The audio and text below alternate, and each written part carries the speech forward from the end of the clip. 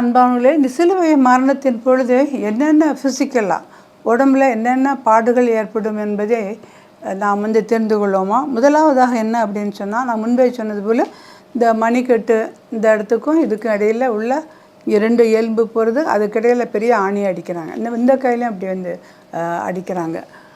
இப்படி ஒரு மனுஷனை எப்படி நிற்க வச்சு இந்த கையை இந்த பக்கம் வச்சு இந்த கையை இந்த பக்கம் அப்படி வச்சு பெரிய ஆணி வச்சு அடிச்சிடுறாங்க. அதே போல் கால்லையும் அப்படி ஒரு கால் மேலே 2 காலை வச்சு இன்னும் பெரிய ஆணி அடித்து இருக்கும். சில சமயங்கள் இந்த ஒரே ஒரு போல் மட்டும்தான் இருக்குமா, ஒரே ஒரு கம்பம் மட்டும்தான் இருக்குமா. அதில் எத்தனையோ பேர் மறித்து போவாங்க. சரியா? அப்போது இந்த சிலுவை பாடுகளின் பொழுது என்னென்ன நடக்கும் அப்படின்னு நம்ம இதை தெரிந்து கொள்வது நல்லது. முதலாவது அங்கே என்ன அப்படின்னா, தசை பிடிப்பு ஏற்படுகிறது, தண்ணீர் தாகம் ஏற்படுகிறது.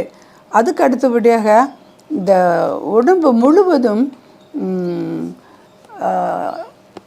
ஒரு பயங்கரமான வலி ஏற்படுகிறது. அதாவது திடீரென்று மசில்ஸ் அப்படின்னா சதைகள் எல்லாம் ஒன்று அப்படி பிடிச்சி அப்படி இழுக்குது. எனவே இந்த சூழ்நிலையில் மூச்சு விடுவதற்கு ரொம்ப கஷ்டப்படுவாங்களாம். எனவே அப்படி மூச்சு விடக்கூட கஷ்டப்படுகின்ற பொழுது அவங்க என்ன பண்ணுவாங்க, அந்த ஒரு காலில் சரீரத்தில் வெயிட் எடையை அப்படி அதில் வச்சுட்டு இப்படி மூச்சு அப்படி விடுவாங்களாம். அப்படி மூச்சு விடுகின்ற பொழுது இன்னும் அது அதிகமானவளுக்கு வலியை கொண்டு வரும். அதே சமயத்தில் மூச்சு திணறல் ஏற்பட ஆரம்பிக்கிறது.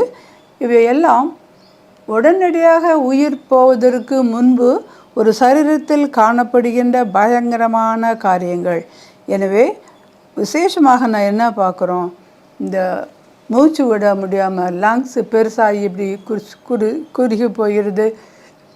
அப்படி ரொம்ப ஹார்ட்லேயும் பெரிய ப்ராப்ளம்லாம் உண்டாகிறது. எனவே இந்த வலியின் மூலமாக என்ன நடக்கும் அப்படின்னு சொன்னால், இந்த ரோமானியர்கள் ஒரு என்ன செய்வாங்க அப்படின்னா, சில பேர் உடனே சாகக்கூடாதுன்னு சொல்லிவிட்டு என்ன பண்ணுவாங்களாம், இந்த காலுக்கு கீழே ஒரு சின்ன ஒரு கட்டை இப்படி வச்சுட்டு அந்த கால் கடியில் வச்சுருவாங்களாம். அப்படி வைக்கும்போது அவங்க சீக்கிரம் இறந்து போக மாட்டாங்களாம். அப்படி ரொம்ப வேதனை படட்டும் அப்படின்னு சொல்லி அப்படி ரோமானியர்கள் அந்த கிரிமினல்ஸை அப்படியாக கொலை குற்றம் பண்ணினவர்களை அதிகமானவர்களுக்கு அவர்கள் இப்படியாக தண்டித்து அதை பார்த்து அகமகிழ்ந்து கொண்டிருந்தார்கள். எனவே இந்த நேரத்தில் ஒரு விஷயம் நம்ம யோசித்து பார்ப்போமா, ஆண்டவரே நீ என்னுடைய ஏசாயா தீர்க்கதரிசி 700 ஆண்டுகளுக்கு முன்பு அதை பற்றி அழகாக சொல்லுகிறார்.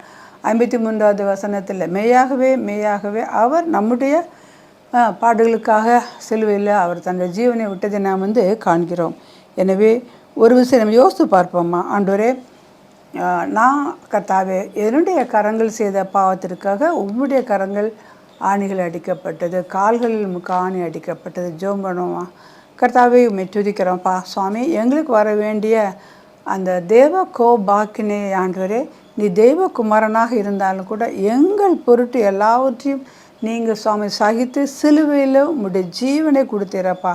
எல்லா மரணத்தை விட பயங்கரமான மரணம் சிலுவை மரணம் ஆண்டவரே, அது எங்கள் பொருட்டாக நீங்கள் ஏற்றுக்கொண்டீர் ஆண்டவரே. இனி நாங்கள் பாவம் செய்யாதபடி எங்களுக்கு ஒரு குற்ற உணர்வை தந்தரலும் ஆண்டவரே.